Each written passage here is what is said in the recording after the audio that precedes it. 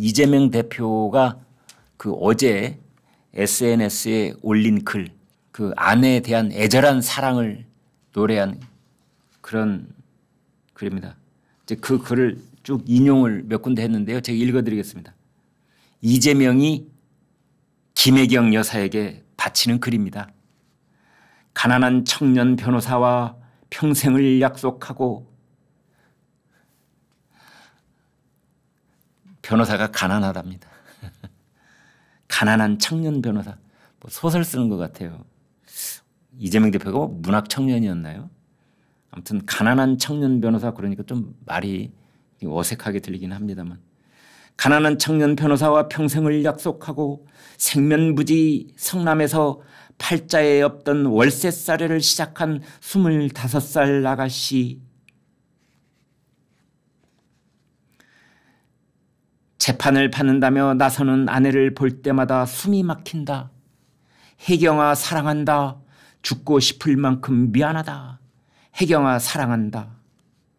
남편 일 도와주는 비서에게 사적으로 음식물 심부름 시킨 게 죄라면 죄겠지만 미안한 마음에 조금의 용돈을 주었고 그가 썼다는 법인카드는 구경조차 못했다.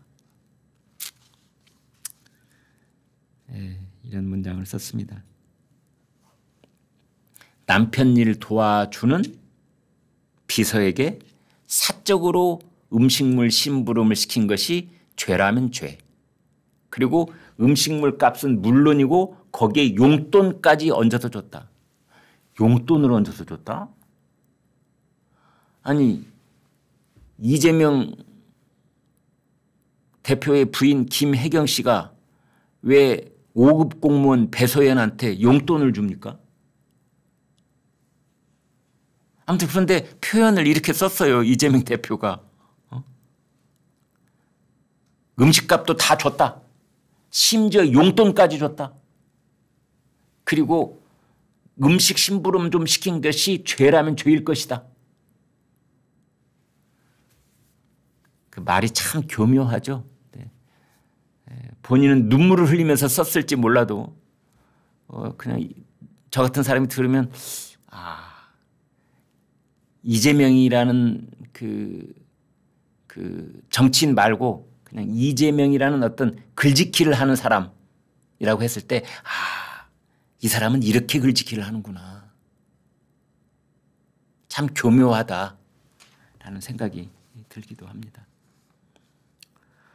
이제 그러면서 윤석열 대통령에 관한 얘기도 했습니다. 아내가 내게 온 휴대폰 문자들을 밤새 남몰래 답장했다. 순진한 면이 있다. 제철을 악마화시킨 것들도 있다.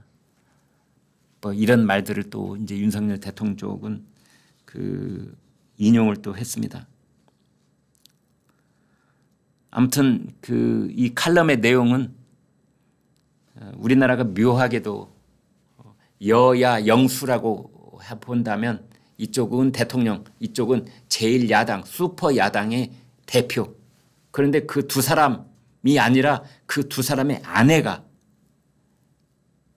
윤석열 대통령은 김건희 여사 특검법이 통과가 됐고 이재명 대표는 김혜경 여사의 공직선거법 위반이 유죄 판결을 받았고, 그래서 어떻게 부인들을 앞세워 놓고 싸움을 하는 듯한, 저는 이걸 한국의 못난 남자들의 자화상 이렇게 봅니다만, 예전에 인사청문회 할 때 뭐 자녀의 위장 전입 뭐 이런 것들이 들통이 나면 그 남자 그 고위공직 후보자가 그런 말 많이 했거든요. 저는 모르는 일인데 아내가 한 것 같습니다. 제가 그때도 저 유튜브 방송 저희 시청자들께 몇 번이나 강조해서 말씀드렸습니다. 한국의 못난 찌질이 상남자 중에 못난 남자, 얼간이 병신, 제가 그런 욕을 막 했던 적이 있는데요. 아니 핑계댈 게 없어서 그런 걸 다 아내 탓을 하고 말이죠. 하나님이 에덴 동산에 인간을 창조해놓고 첫 번째로 말을 겁니다. 첫 번째 건 말이 뭔 줄 아세요? 아담아 네가 어디에 있느냐 라고 하나님이 찾습니다. 그러자 아담이 대답합니다. 제가 부끄러워 숨었나이다.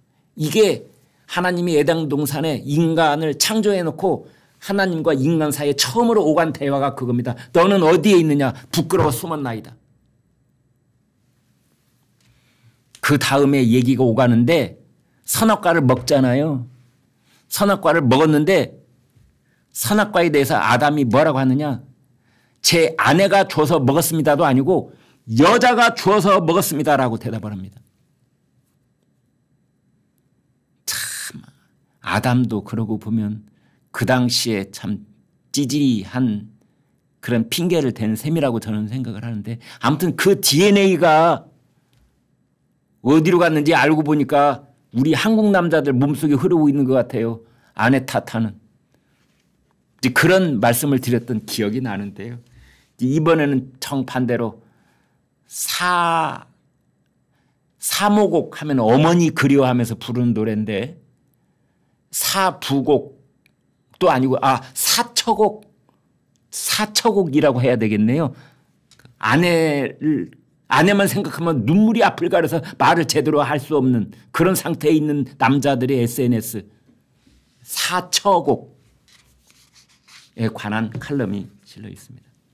그런데 어제 말이죠. 어제 오후에 김혜경 씨가 법원에서 벌금 150만 원 선고를 받던 그 순간 조선일보에 이런 스케치 기사가 실렸습니다. 이날 짙은 감색 원피스를 입고 법정에 들어선 김혜경 씨는 재판부가 약 40분 동안 판결문을 읽어가는데 덤덤한 표정으로 재판장을 보거나 법정 천장을 올려다 보기도 했다. 주문 선고에 앞서 피고인석에서 일어선 김혜경 씨는 재판부가 벌금형을 선고하자 자리에서 멍하니 허공을 바라봤다. 재판부가 판결을 마치고 법정 바깥으로 나가고 나서도 김혜경 씨는 약 20초 동안 제자리에서 그대로 서 있었다.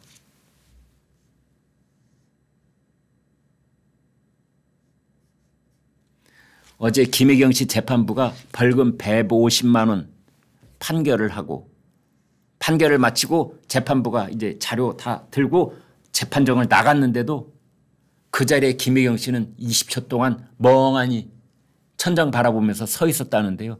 여러분 20초면 굉장히 긴 시간입니다. 그런데 그 20초 동안 멍하니 서 있으면서 김혜경 씨는 무슨 생각을 했을까요? 자식들을 떠올렸을까요? 자신의 신세를 한탄했을까요? 남편인 피고인 이재명을 원망했을까요?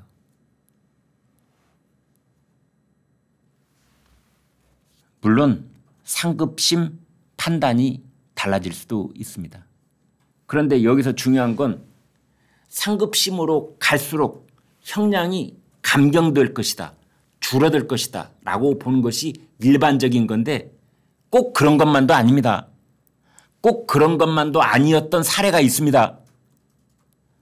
1심에서 벌금 150만 원, 항소심에서 벌금 120만 원, 대법원에서 벌금 80만 원. 이것은 피고인 이재명이 꿈꾸고 있는 거고요. 정반대로 1심에서 150만 원, 항소심에서 300만 원, 대법원에서 300만 원 확정. 이렇게 될 수도 있는 겁니다. 아무튼 1심에서 100만 원 이상이 선고된다면 이재명 대표의 정치적 입지는 흔들릴 수밖에 없을 전망이다. 이어서 오는 25일에는 이재명 대표의 유증교사 사건에 대한 1심 선고도 나온다. 그 사건에서 금고 이상이 선고돼 대법원에서 확정되는 경우에도 이재명 대표는 의원직과 피선거권을 잃는다. 그 우리의 그 형에는 말이죠. 그 형사처벌의 형에는 제 기억에 5가지인가 밖에는 없습니다. 형사처벌. 우리가 많은 것 같아도요. 뭐 복잡하고 여러 종 그냥 딱 5가지입니다. 하나가 사형. 그 밑에가 징역형. 그 밑에가 금고형. 그 밑에가 벌금형. 5가지로 알았는데 혹시 아시는 분 있으면 댓글 달아주십시오. 그렇게 되어 있습니다. 그러니까 금고 이상이라고 하면은 금고 그리고 이제 벌금 아니야 금고면 금고 이상이면은 이제 징역 뭐 이렇게 되는 거죠. 징역형하고 집행유예 뭐 이런 거 다 포함이 되는 겁니다. 징역하고 금고는 거의 비슷합니다. 네. 그 법규적으로만 본다면 뭐 그 금고 징역형은 노동을 해야 되고 금고형은 노동을 하지 않고 노역을 해야 되고 징역형은 노역을 해야 되고 금고형은 노역을 면하고 그런데 둘 다 교도소에 유치되는 것은 똑같습니다.